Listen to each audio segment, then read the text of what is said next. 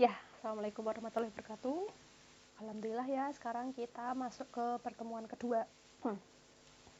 Ya, itu adalah cara menentukan ide eksperimen. Kemarin kan kita sudah katakanlah ini ya,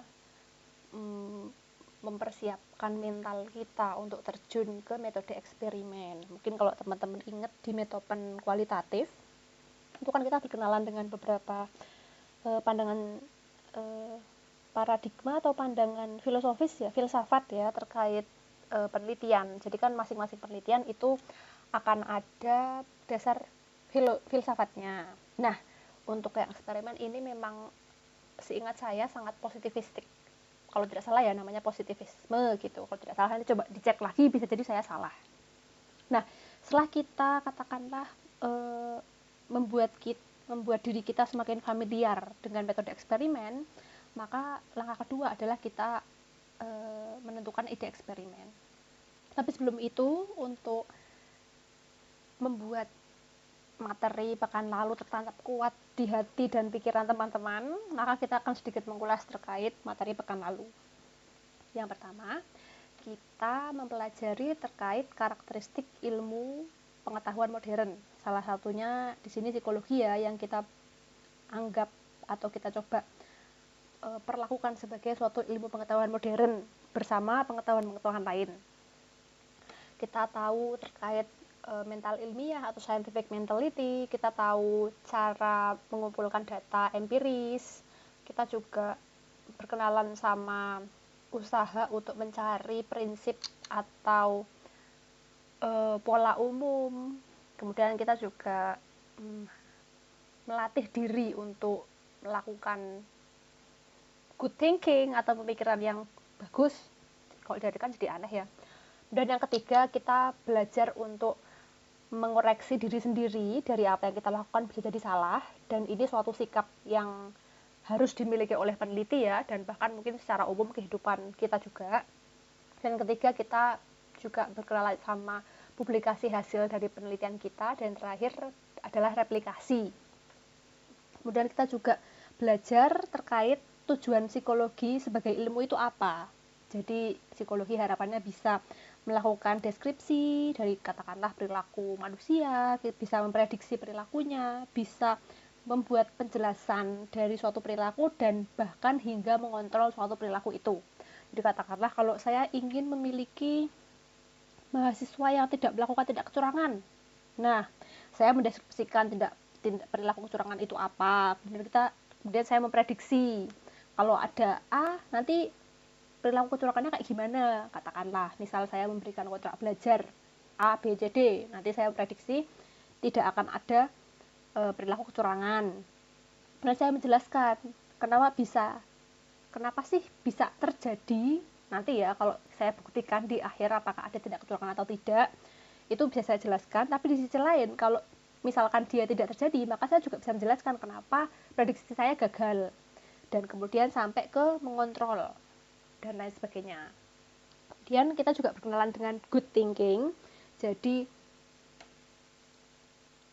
ini ya cara berpikir yang cukup baik dari seorang scientist itu apa ya? Bahasanya apa Indonesianya? Ilmuwan. Ya mungkin karena kita kan menggunakannya penelitian ya, eksperimen. Adalah kita melatih diri kita untuk berpikir sistematis, objektif, rasional, dan parsimoni. Kalau parsimoni itu berpikirnya secara sederhana aja, jangan jelimet gitu ya dalam pikiran kita. Kemudian kita juga berkenalan dengan penelitian terapan dan penelitian dasar. Kalau penelitian terapan ini dia fokusnya ke suatu permasalahan yang ingin diselesaikan.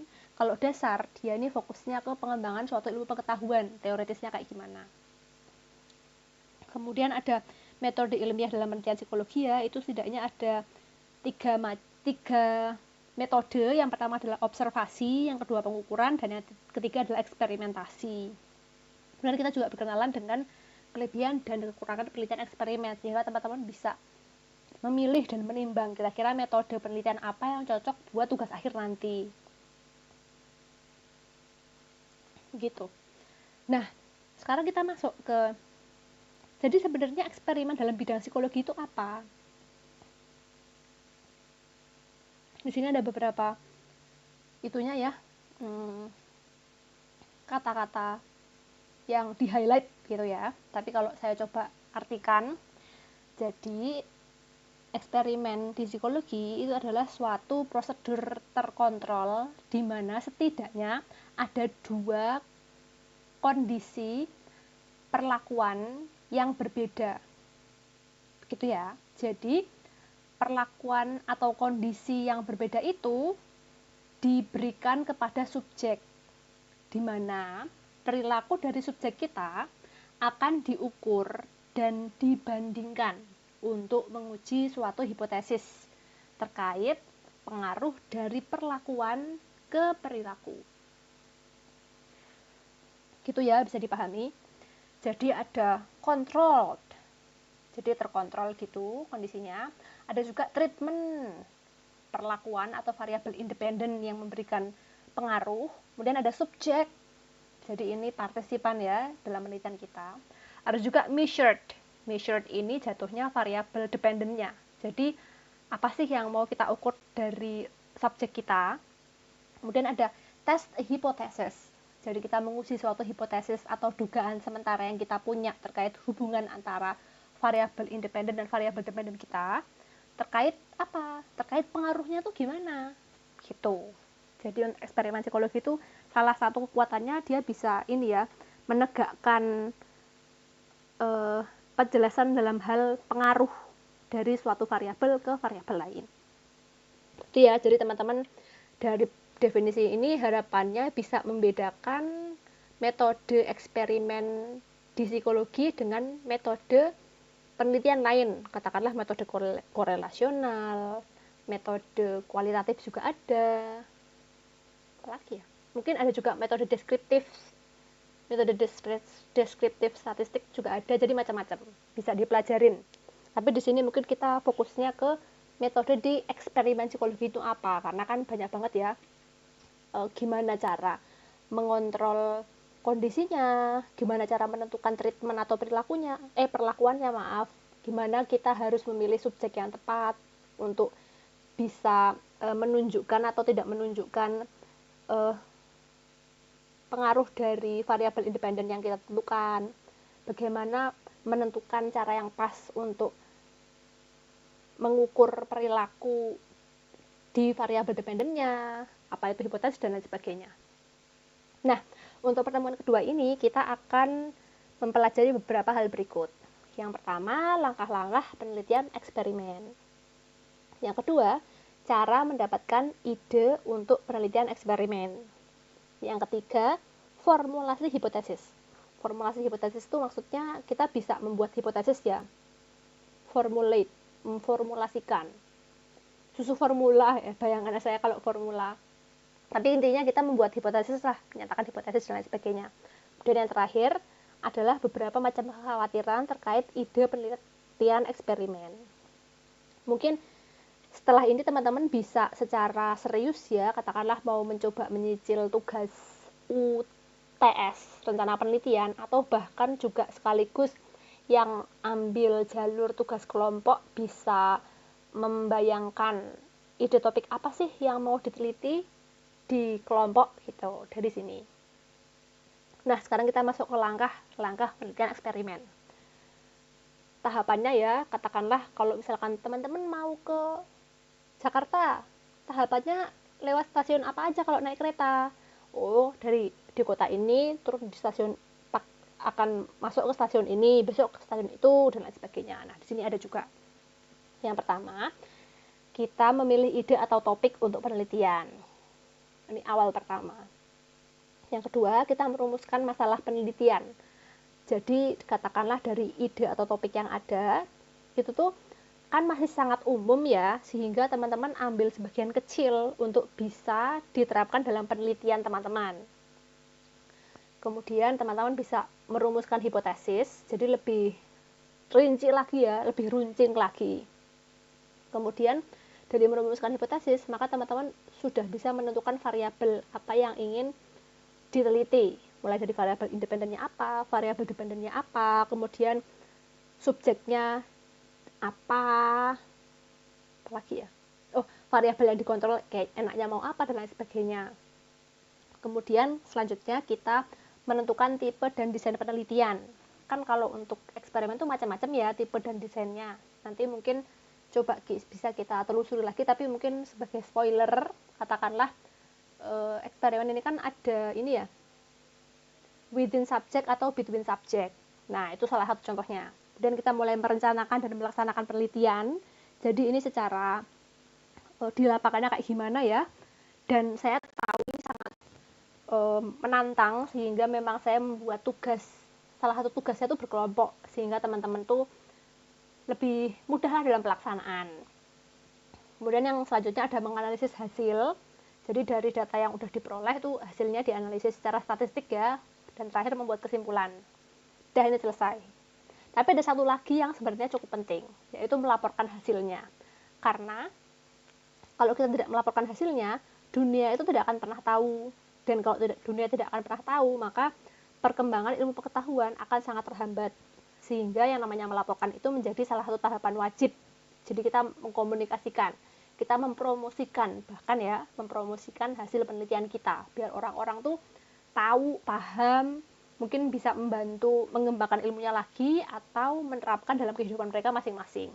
Macam-macam lah. Jadi semoga tidak hanya sampai laporan aja ya, tapi juga kita melaporkan dalam artian itu ya, publikasi lah, konferensi lah, buat poster di media sosial lah, update status. Tahu nggak kalau ternyata hubungan antara variabel A dan A apa kayak gitu. Jadi kita mengkomunikasikan hasil penelitian kita.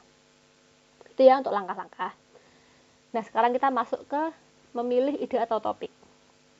Saya paham ini bukan cara yang mudah. Maaf, ternyata belum sampai sana ya. Oke, kalau gitu kita lanjut ke kriteria ide untuk eksperimen. Agak mirip, tapi mungkin agak kurang pas ya. Jadi, dari memilih ide atau topik ini, kita setidaknya dapat, bukan ancang-ancang ya, bahasanya apa ya, kerangka. Ya, kriteria ide untuk eksperimen. Yang pertama, dia repeatable atau dapat diulang.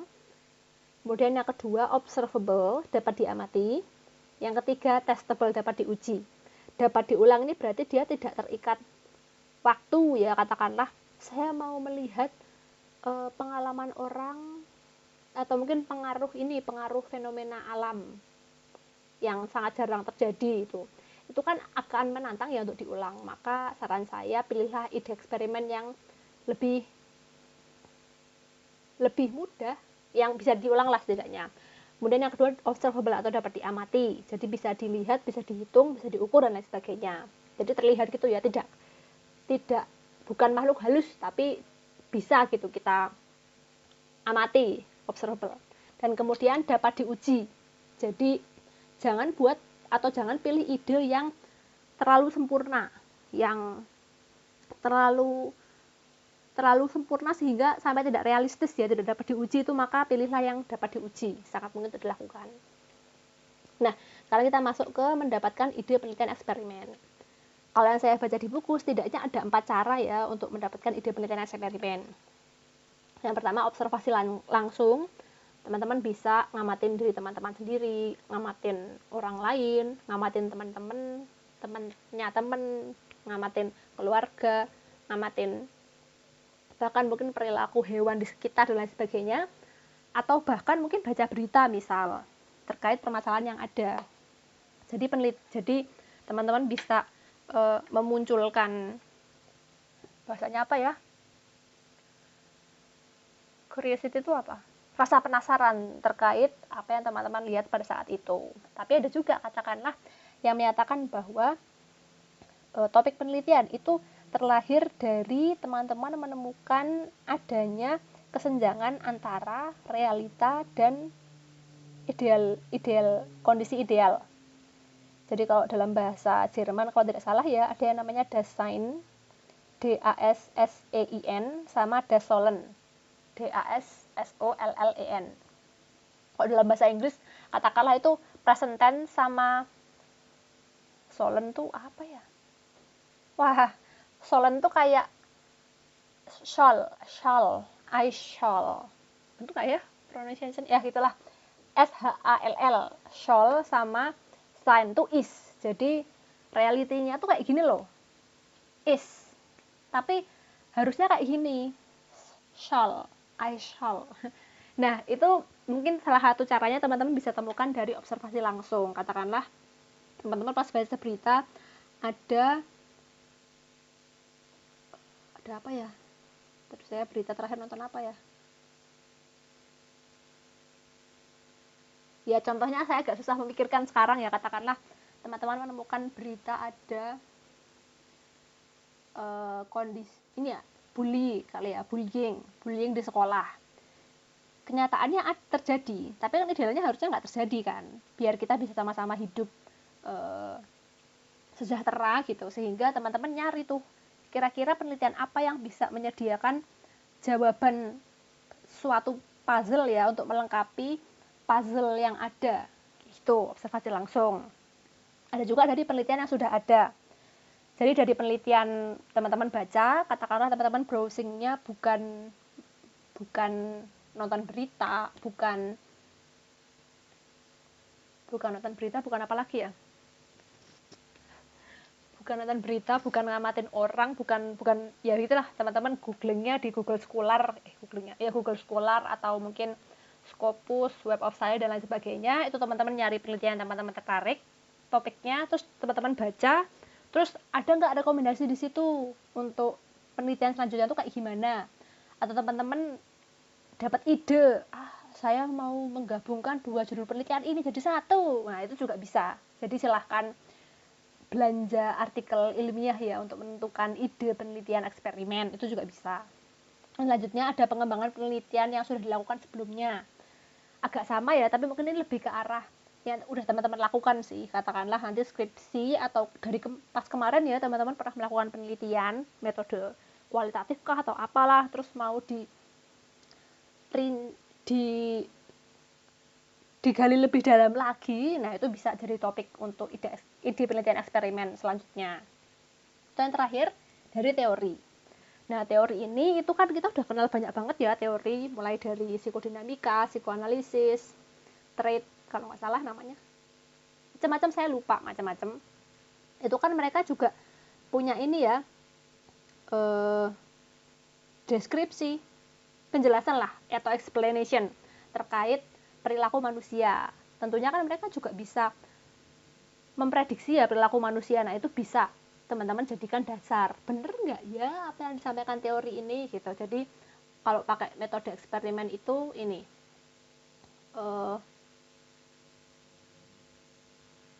ketidakpercayaan kita itu juga harus dipelihara. Jadi harus dibuktikan dulu baru kita percaya. Nah, itu positivistik banget lah kayak gitu.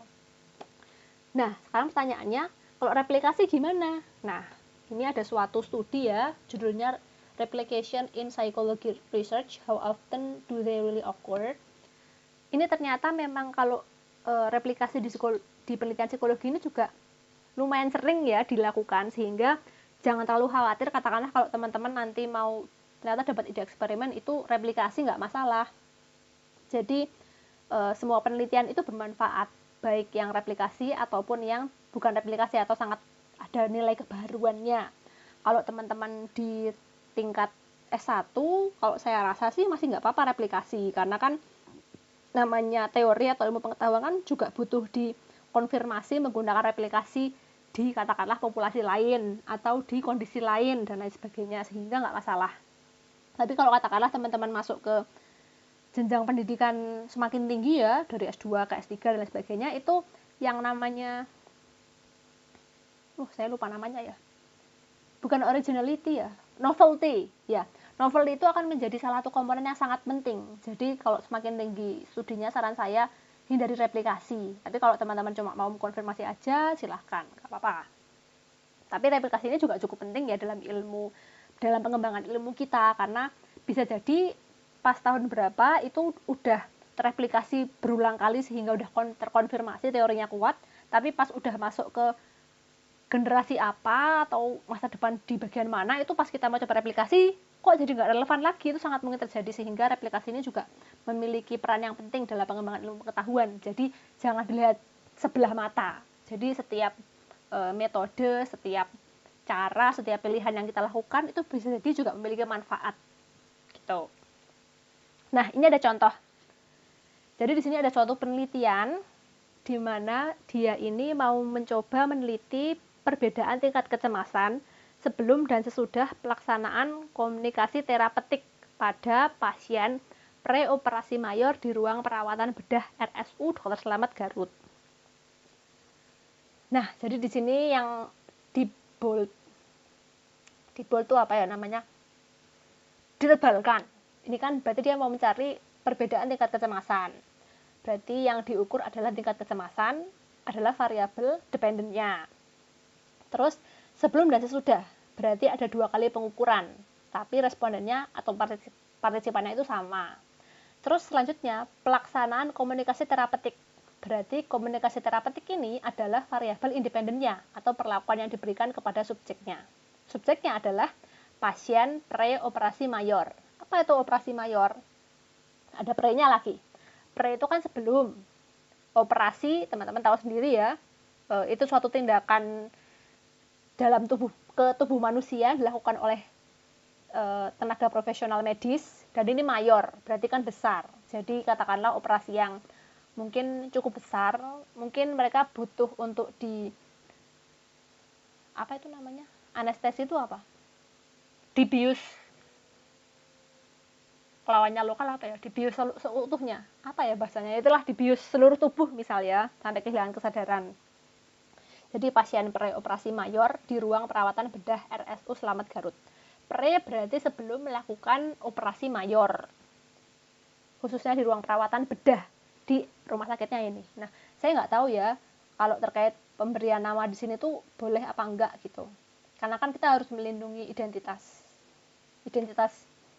responden kita ya, sebagai salah satu bentuk kode etik yang kita penuhi dalam penelitian kita. Jadi nanti ada bahasanya sendiri ya.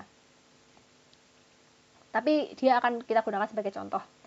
Nah, di sini di kotak ini itu adalah prosedurnya.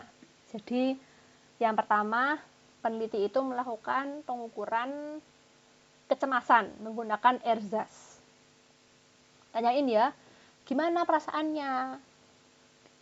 Deg-degan nggak mau operasi mayor gitu-gitu dan sebagainya. Tapi ini kan bentuknya kuesioner ya, jadi ya tidak atau 1-5 gimana gitu. Nah, ditemukan ada sekitar 54,1% itu dia mengalami kecemasan ringan. Tapi 45,9% itu mengalami kecemasan sedang. Itu ya. Jadi dia diukur dulu. Terus yang kedua, kita kasih ini perlakuan atau variabel independennya berupa pelaksanaan komunikasi terapeutik. Jadi dia diajak ngobrol tuh sama peneliti, katakanlah ditemenin sama tenaga medis profesional yang juga bisa membantu, atau mungkin yang jelasin tenaga medisnya, penelitinya hanya sebagai observan aja dan lain sebagainya. Tapi itu dilakukan 15-20 menit. Beberapa orang, seingat saya sih baca ini artikelnya. Terus habis itu dia dibiarin 20-30 menit. Oke, sekarang kita istirahat siang dulu ya, saya mau makan siang. Terus peneliti dan tenaga profesional medisnya itu pergi untuk makan selama 20-30 menit. Terus mereka balik lagi. Mereka mengukur erzasnya. Kita tanya-tanya lagi ya, Pak Bu, gimana perasaannya? Masih cemas nggak sama operasi mayornya? Oke gitu. Terus ditemukan bahwa terdapat 91,8% itu memiliki tingkat kecemasan yang ringan, sehingga kalau kita cek di sini ada penurunan tingkat kecemasan ya, dan ini nanti diuji secara statistika, dan kalau tidak salah sih signifikan perbedaannya, sehingga perlakuannya ini ada pengaruhnya ke tingkat kecemasan gitu. Nah, itu jawaban dari hipotesisnya. Terus barulah besoknya si pasiennya ini dioperasi. Jadi penelitian ini dilakukan H-1. Jadi katakanlah hari ini penelitian, besoknya dia dioperasi. Nah, dari tahapan penelitian ini, itu kita juga bisa mendapatkan ide penelitian untuk eksperimen di bidang psikologi lanjutan. Contoh ya, kita bisa mulai mempertanyakan, gimana kalau perlakuannya dibikin 30 menit atau cuma 5 menit. Itu kira-kira masih efektif nggak ya? Terus ada juga, bagaimana kalau kecemasannya itu berat?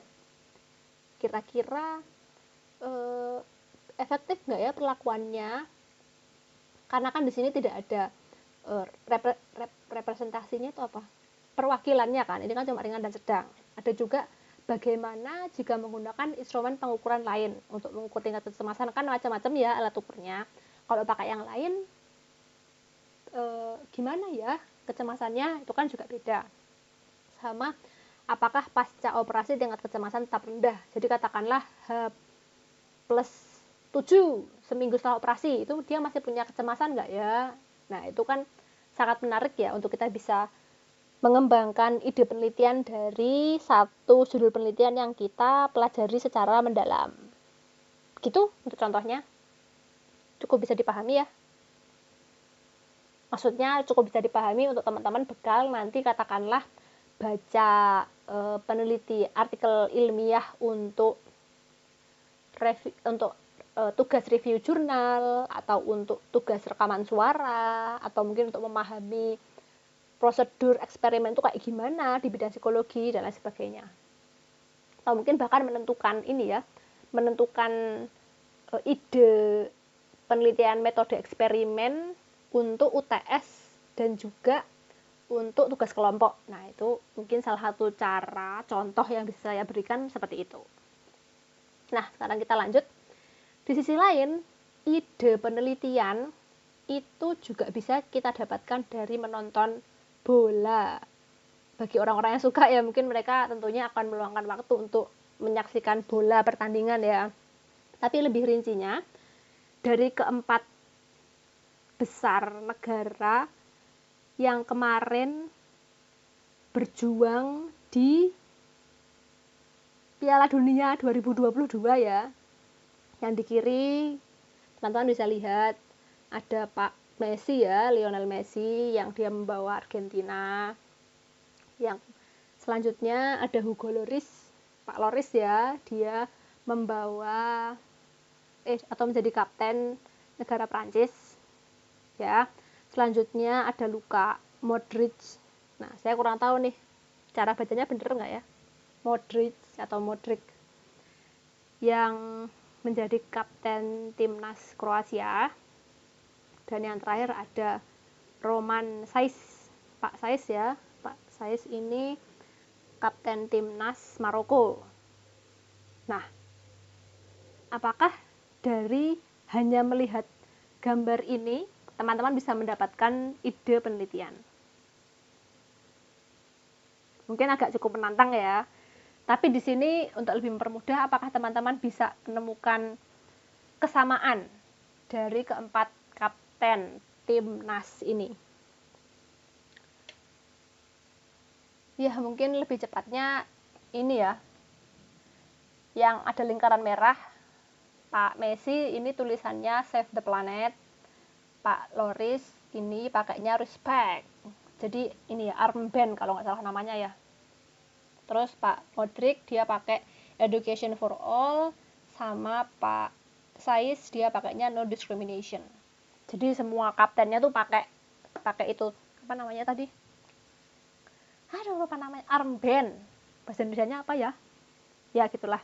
Nah, di sini ada penjelasannya bahwa United Nations Sustainable Development Goals atau SDG gitu ya, Sustainable Development Goals yang disusun oleh PBB, Persatuan Bangsa-Bangsa, itu juga sangat banyak digunakan sebagai kerangka kerja.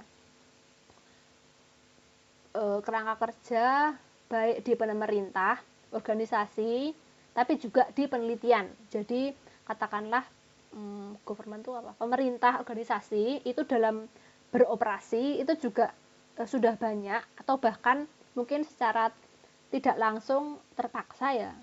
Maksudnya diminta untuk berkomitmen lah untuk bisa ikut mewujudkan SDG ini. SDG gitu ya. Bahasanya kok jadi kayak gitu ya. SDG. Katakanlah SDG ini itu ideal. Kondisi ideal yang harus kita wujudkan, tapi kan realitanya tidak, sehingga kesenjangan antara realita dan SDG sebagai ideal ini, itu yang akan kita coba jawab salah satunya melalui penelitian. Sehingga peneliti itu sangat encourage itu apa ya? Didorong mungkin ya untuk menjadi familiar sama kerangka kerja SDG untuk menerapkannya secara integratif dan konstruktif dalam penelitian saat relevan. Intinya dipakailah untuk mendapatkan ide penelitian tadi ya, antara realita dan kondisi ideal yang harus kita jawab melalui penelitian. Gitu. Jadi sebenarnya mudah kok mendapatkan ide penelitian, tapi tentunya pasti saat teman-teman praktekkan atau bahkan saya sendiri mempraktekkan, itu bisa jadi tidak semudah yang saya bayangkan. Tapi sebelum itu kita lebih dalam perkenalan sama SDG. Ya, total ada 17. Tapi kalau nggak salah, ini cuma sampai tahun berapa gitu ya, bentar lagi selesai. Dulu pernah ada MDG, Millennium Development Goals kalau nggak salah. Ini teman-teman bisa coba cari kalau tertarik. Bisa jadi saya juga salah dalam menyampaikan. Tapi di tahun 2024 ini kita masih punya. Maksudnya ini masih aktif gitu ya, belum diganti. Karena sampai tahun berapa kayaknya bakal diganti lagi deh, saya lupa. Nah, ini ada yang pertama, 1, no poverty, atau tidak ada kemiskinan. Yang 2, zero hunger, atau tidak ada kelaparan. Yang ketiga, good health and well-being, jadi kesehatan fisik dan mental ya. Kemudian yang keempat adalah equality education, atau pendidikan yang berkualitas. Yang kelima ada gender equality, atau kesetaraan gender. Yang keenam ada clean water and sanitation, jadi air dan sanitasi yang bersih. 7 ada affordable and clean energy, jadi energi yang terjangkau dan bersih ya, energi bersih ya. 8 ada decent work and economic growth, jadi pertumbuhan ekonomi dan pekerjaan yang decent itu apa ya? Layak, pekerjaan yang layak. Ya, pekerjaan yang menyejahterakan lah. Terus 9 ada industri, inovasi dan infrastruktur. 10 ada reduced inequalities atau kesenjangan yang turun. 11 ada sustainable cities and communities, jadi kota dan komunitas yang berkelanjutan. 12 ada responsible consumption and production, jadi perilaku konsumsi dan produksi yang bertanggung jawab. 13 ada climate action atau aksi iklim. Ke-14 ada life below water atau kehidupan di bawah laut. 15 ada life on land, kehidupan di darat. 16 ada peace, justice, and strong institution, institusi yang kuat, yang adil, dan yang damai. Terus yang 17 ada partnerships for the goals, jadi kita membangun kerjasama untuk tujuan yang sangat indah di masa depan. Ya, kurang lebih kayak gitu ya. Itu ada SDG, ada 17. Itu teman-teman kalau mau coba cari atau mungkin mempelajari lebih dalam terkait SDG ini, bisa jadi ada ide penelitian yang bisa dipakai. Dan bahkan SDG ini tuh sampai dibuat ini. Jadi kan kalau tiap peneliti kan itu punya profil ya, profil peneliti di internet lah katakanlah. Kalau teman-teman udah pakai LinkedIn kan teman-teman bikin profil ya, katakanlah sebagai mahasiswa, sebagai mungkin di masa depan teman-teman nyari kalau browsing tuh ada orang-orang yang data analis, ada yang jadi monitoring and evaluation specialist dan lain sebagainya. Kalau di peneliti itu kadang-kadang mereka juga merincikan SDG yang mereka tekuni itu apa. Katakanlah 15 life on land. Kalau psikologi mungkin banyaknya ke good health and well-being ya.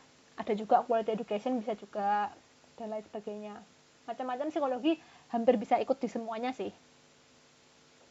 Karena kan kita selama ada manusia bisa kita terapkan ilmu ya, bisa kita pelajari gitu. Jadi bisa. Dan di luar negeri itu memang sudah sangat mendorong peneliti untuk bisa menerapkan SDG ini dalam penelitian mereka. Gitu. Nah, sekarang kita lanjut. Kita kan juga bisa ya mendapatkan ilmu dari mendapatkan ide penelitian dari teori, dari baca teori. Nah, teori macam apa sih yang harus kita baca? Karena kan kita tahu ya, dalam psikologi ini kan ada berbagai macam teori ya, katakanlah hanya untuk menjelaskan satu perilaku manusia aja. Bisa teori psikodinamika, psikoanalisis, dan lain sebagainya. Tapi katakanlah teman-teman mau pilih yang mana. Pilihlah yang terbaik dari yang baik. Gitu ya. Jadi, teori yang baik, a good theory, itu bisa menjelaskan atau memfasilitasi ya sebagian besar dari data yang ada, di mana teorinya itu bisa diuji atau testable, dan dia is not too restrictive atau tidak terlalu ketat ya, tidak terlalu banyak ketentuannya teorinya itu. Kemudian teorinya itu juga has parsimony atau dia memiliki kesederhanaan, kesimpelan gitulah dalam berpikir dan lain sebagainya. Dan teorinya itu juga bisa memprediksi hasil dari penelitian eksperimen di masa depan. Jadi eksperimennya belum dilakukan, tapi teorinya itu sudah bisa memprediksi. Ini nanti kayaknya kalau penelitiannya kayak gitu, hasilnya bakal kayak gini deh. Tuh.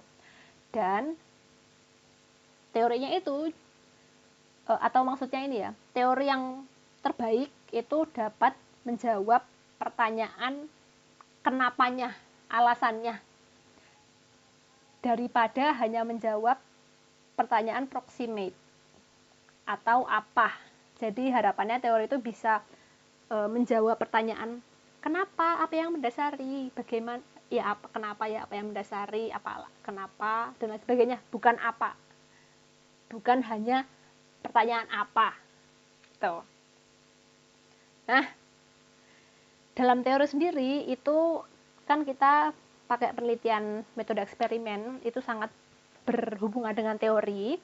Katakanlah dari pengamatan kita bisa merumuskan suatu teori, tapi dari teori yang sudah ada itu kita juga bisa merumuskan pendekatan untuk mengkonfirmasi teori tersebut. Ini ada penjelasannya. Kalau kita membuat penelitian berdasarkan pengamatan untuk menghasilkan suatu teori, itu namanya induksi, pendekatan induksi, induction. Tapi kalau dari teori yang sudah ada, kita berusaha untuk mengkonfirmasi apakah betul apa yang disampaikan teori itu sesuai dengan kenyataan yang ingin kita teliti, maka itu namanya deduction.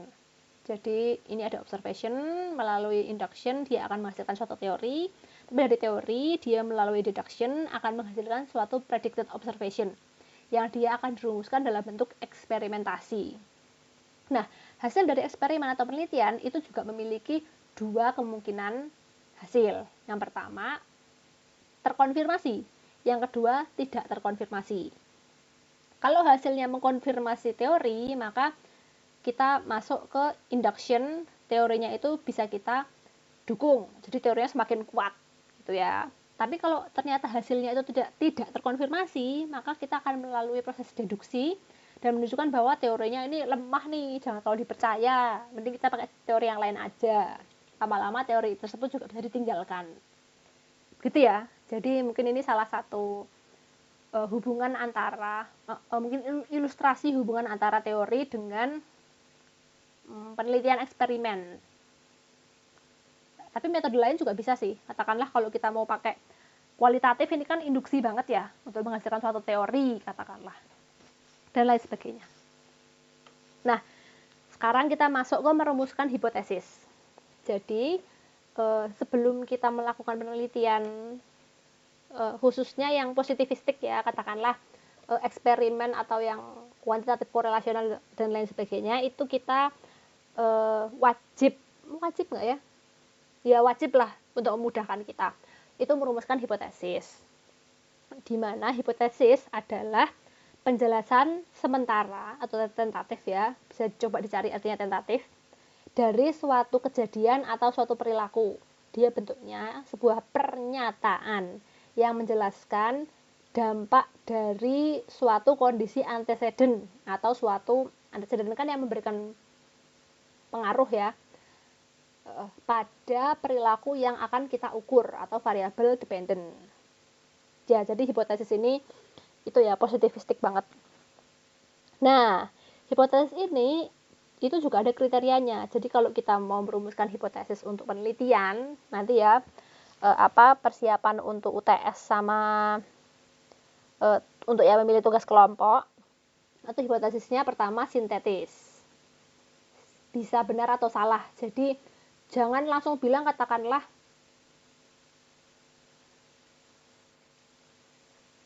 bentar saya mikir dulu. Oh ini, siang hari matahari terbit. Nah, itu kan pasti benar ya, sehingga dia tidak baik atau tidak bisa menjadi hipotesis. Jadi bisa benar atau salah, katakanlah pernyataannya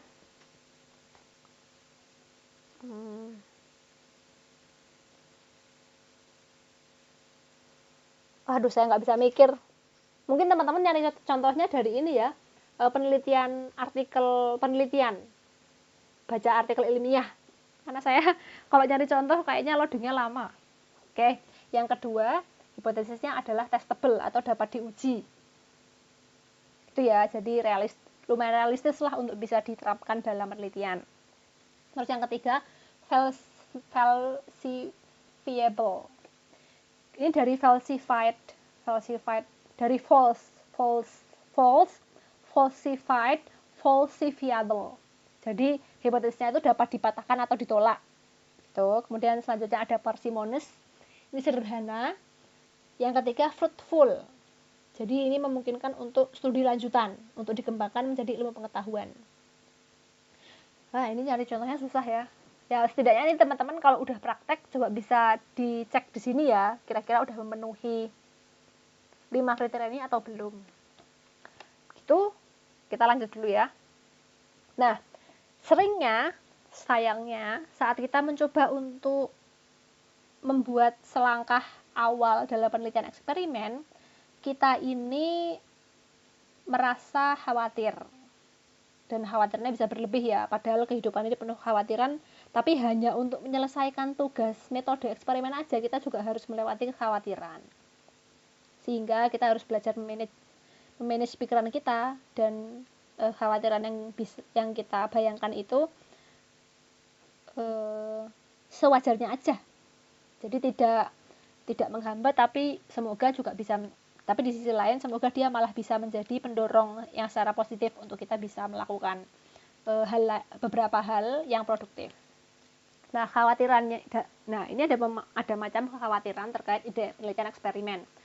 Katakanlah teman-teman sekarang atau setelah ini nanti akan mencoba merumuskan ide penelitian untuk tugas UTS. Tapi pas teman-teman baca lagi, teman-teman itu merasa, kayaknya penelitianku canggih banget deh. Ini terlalu canggih nggak ya?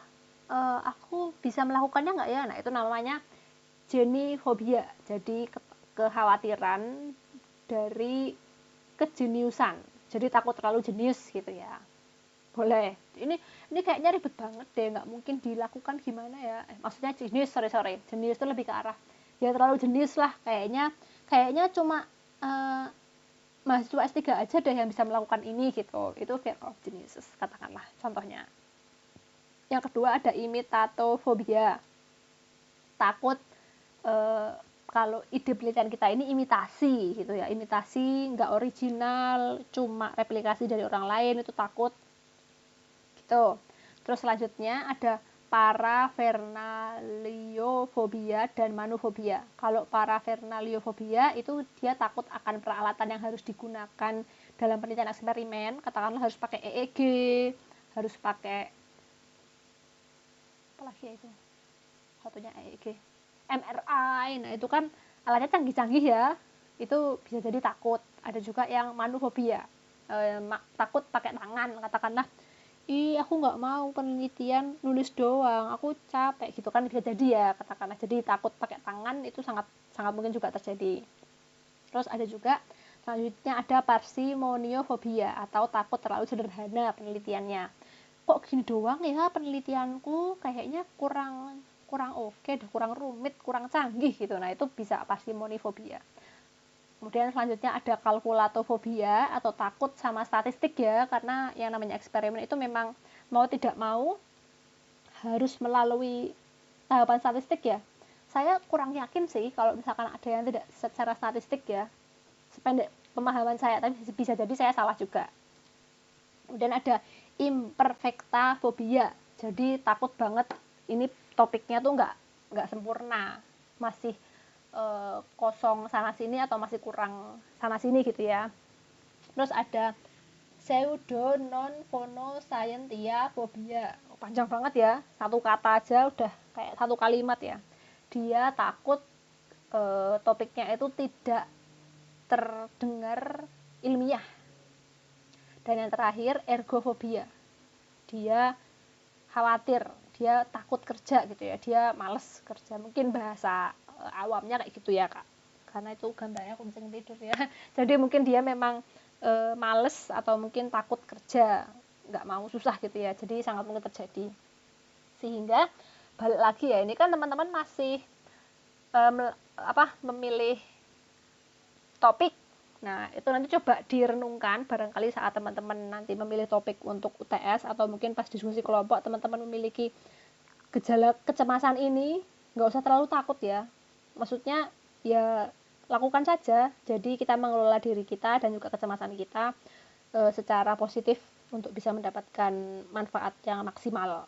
Nah, ini saya kenalkan saja biar teman-teman bisa bersiap diri. Mungkin saya tidak bisa memberikan antisipasi ya, atau mungkin cara mitigasi kalau teman-teman memunculkan kecemasan ini, tapi setidaknya mungkin dari kesadaran itu kita bisa mengolah rasa dan pikiran kita untuk siap mengikuti perkuliahan metode eksperimen. Nah, ini sudah mau akhir ya, alhamdulillah. Jadi di sini ada beberapa referensi yang saya gunakan untuk membuat materi tadi. Ada Martin D.W., ada Myers A, ada Aki, penelitian eksperimen ya, bahasa Indonesia nih kalau mau, ada dan lain sebagainya lah, silahkan dicek. Nah, ini untuk tugas mandiri, teman-teman bisa melakukan ya. Diskusikanlah topik, karena kita punya kelebihan waktu, alhamdulillah, karena materinya tidak banyak. Seperti biasa ya, jadi materi itu tidak usah banyak-banyak, tapi banyakinnya ke prakteknya aja. Jadi bukan satu arah, tapi teman-teman juga berproses secara mandiri untuk pengetahuan teman-teman sendiri. Jadi diskusikanlah topik, baik untuk tugas individu atau tugas kelompok, untuk menentukan variabel dependen yang ingin diteliti. Jadi teman-teman bisa menggunakan waktu diskusi ini, katakanlah secara mandiri ya, untuk memenuhi 3 SKS metopan eksperimen kita. Jadi lebih cepat lebih baik tugasnya selesai, nanti pas di ending di akhir perkuliahan kita udah bisa traveling kemana-mana ya. Jadi katakanlah kalau misalkan bisa setengah semester kita penuhi ya, sampai nanti presentasi kelompok, wah sangat menyenangkan sekali gitu. Jadi katakanlah untuk menentukan tugas UTS, teman-teman bisa diskusi dengan teman, atau mungkin teman-teman bisa coba googling sendiri ya, langsung dimanfaatkan aja waktu lebih dari perkuliahan kita sekarang.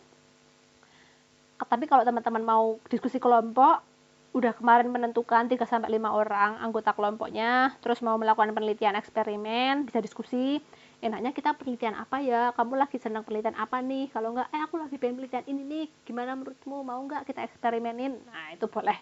Jadi silakan menentukan variabel dependen. Bahkan lebih bagus kalau teman-teman bisa langsung menentukan desain penelitiannya, terus menentukan kriteria subjek penelitiannya, terus kapan mau dilakukan, dan lain sebagainya. Sama alat ukurnya gitu juga bisa.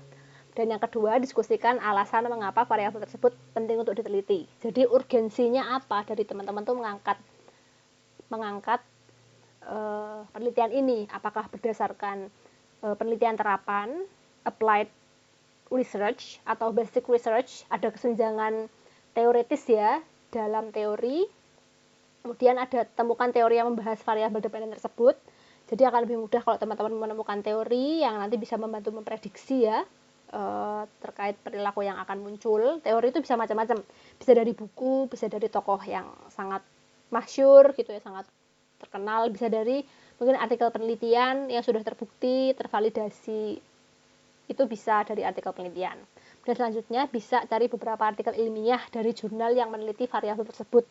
Jadi ini untuk memfamiliarkan teman-teman terhadap variabel atau topik yang ingin teman-teman teliti ya, biar nanti bisa membantu teman-teman untuk membuat prediksi atau bahkan juga sampai ke membuat hipotesis. Kalau mau replikasi pun juga sebenarnya nggak masalah ya bagi saya, karena ini kan jatuhnya bahkan masih di bawah penelitian skripsi. Ini cuma penelitian tugas kelompok, cuma tapi saya paham ini akan sangat berat, tapi di sisi lain juga akan memberikan pengalaman yang sangat berharga bagi teman-teman, sehingga bebaskanlah. Maksudnya kalau teman-teman ada penelitian walaupun replikasi pun tidak masalah. Jadi saya sangat terbuka, yang penting teman-teman fokus ke pembelajaran diri kita masing-masing. Begitu, mungkin sekian dari saya ya. Terima kasih banyak untuk waktu yang sudah diluangkan teman-teman. Dan saya memang membuat materi ini untuk mempermudah teman-teman bisa mengakses materi, karena saya memahami kemarin juga ada yang menanyakan ya, dan saya sebenarnya agak mungkin menyayangkan ya, bukan sedih ya, tapi menyayangkan bahwa memang kondisinya kan kita kuliahnya online ya, sehingga sangat mungkin koneksi teman-teman saat kuliah itu terganggu, sehingga kemarin setelah saya bertapa ya merenungkan metode yang kira-kira baik untuk bisa diterapkan itu kayak gimana, sehingga saya menyiapkan materi ini ya. Beberapa video memang sudah saya rekam tahun lalu gitu, tapi ada juga yang ternyata saya cek rekamannya tidak ada atau suaranya tidak ada, sehingga saya buat dari awal, sehingga nanti teman-teman bisa memaksimalkan untuk materinya melalui video ini. Dan selanjutnya kalau ada pertanyaan atau membutuhkan diskusi, bisa baik di waktu perkuliahan atau secara jaringan pribadi, nanya secara langsung silahkan, saya sangat terbuka. Apalagi ya? Oh iya, sama beberapa hal lagi. Ilmu yang mungkin saya sampaikan pada kesempatan kali ini bisa jadi mengalami salah pemahaman dari saya ya. Jadi katakanlah harusnya ilmunya itu A, tapi saya malah mentafsirkannya sebagai E. Itu kan sangat mungkin terjadi, sehingga apa yang saya sampaikan jangan terlalu dipercaya. Silahkan teman-teman bisa membaca sumber pengetahuannya itu langsung. Maksudnya dari sumber primer ya, bukan sumber tersier. Sumber tersier kayak saya tuh bukan. Katakanlah dari baca bukunya, dari baca buku sih kalau sekarang ya saya bayangannya. Begitu. Kemudian selanjutnya saya mohon maaf kalau dalam menyampaikan materi tentunya ada kurang-kurangnya, dan juga mungkin kata-kata yang bisa menyakitkan hati saya mohon maaf, dan semoga yang baik-baik bisa teman-teman ambil untuk pembelajaran kedepannya. Nah, begitu, semoga dimudahkan. Saya mengingatkan sekali lagi ya, jangan lupa untuk mengerjakan tugas, karena semakin cepat selesai, semakin cepat kita bisa menjemput kebebasan. Menjemput kebebasan ya, mungkin menjemput kebebasan, tapi faktanya biasanya dengan menjemput kebebasan itu seiring menjemput kebebasan akan ada tanggung jawab yang lebih besar. Tapi ya udahlah, namanya kehidupan memang polanya seperti itu ya. Tapi apapun itu semoga dimudahkan, semoga teman-teman juga senantiasa dapat menjaga kesehatan fisik dan mental, dan juga dimudahkan untuk aktivitas baik di dan di luar kehidupan akademik. Begitu, mungkin sekian dari saya. Kurang lebihnya saya mohon maaf. Wassalamualaikum warahmatullahi wabarakatuh.